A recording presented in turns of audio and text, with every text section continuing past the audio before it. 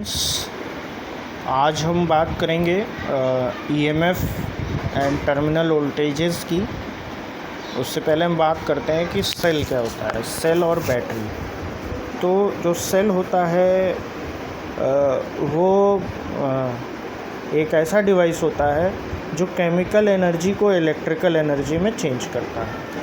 ठीक है, ये सिंगल एलिमेंट होता है, और अगर हम बंच ऑफ सेल्स की बात करें तो उसको हम बैटरी कहते हैं। अब सेल का काम होता है कि वो एनर्जी को जनरेट करता है, और बैटरी जो है वो एनर्जी को स्टोर करता है। अब अगर मैं ईएमएफ की बात करूं तो हम कह सकते हैं कि the potential difference across the terminal of a cell when it is not producing any current is called EMF। ठीक है, अगर वो करंट जनरेट प्रोड्यूस नहीं कर रहा है तो EMF है उस सेल का। और अगर करंट सेल से निकल रहा है तो पोटेंशियल डिफरेंस जो है उस टर्मिनल का, उसको हम टर्मिनल वोल्टेज कह देते हैं।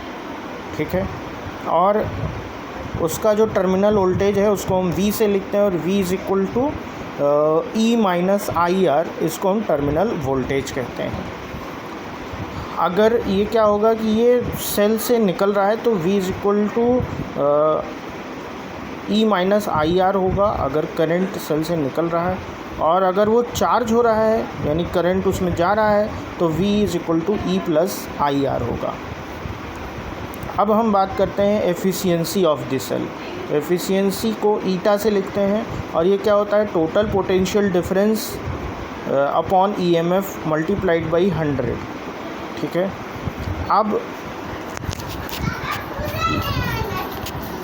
हम बात करेंगे कि अगर जो ईएमएफ है वो ईएमएफ उसको हम कहते हैं ईएमएफ ऑफ द सेल जब करंट ड्रॉन नहीं हो रहा है। लेकिन अगर करंट ड्रॉन होगा तो वहाँ पे रेजिस्टेंस होगा बिकॉज ऑफ ओम्स लॉ, तो उसको हम internal resistance of this cell कहते हैं। और internal resistance of this cell क्या होता है, it is offered by the electrolyte of the cell when the electric current flows through it is known as internal resistance.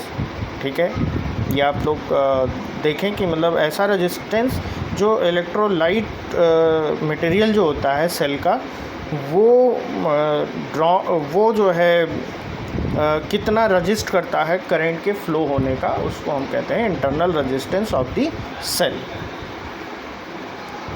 अब ये combination of the cell है, तो कम्बिनेशन ऑफ द सेल या battery जब हम बनाएंगे तो कंबाइन करेंगे सेल्स को, तो उसको हम सीरीज़ कम्बिनेशन में कर सकते हैं, पैरेलल कम्बिनेशन में कर सकते हैं, और मिक्स्ड कम्बिनेशन में कर सकते हैं, जिसको हम आइडेंटिकल सेल कहते हैं। इस तरह से हम कर सकते हैं, और ये इसके डिफरेंट ईएमएफ हैं और करंट हैं जो कि हम इससे ड्रॉन करते हैं, निकालते हैं, क्योंकि सीरीज़ में है।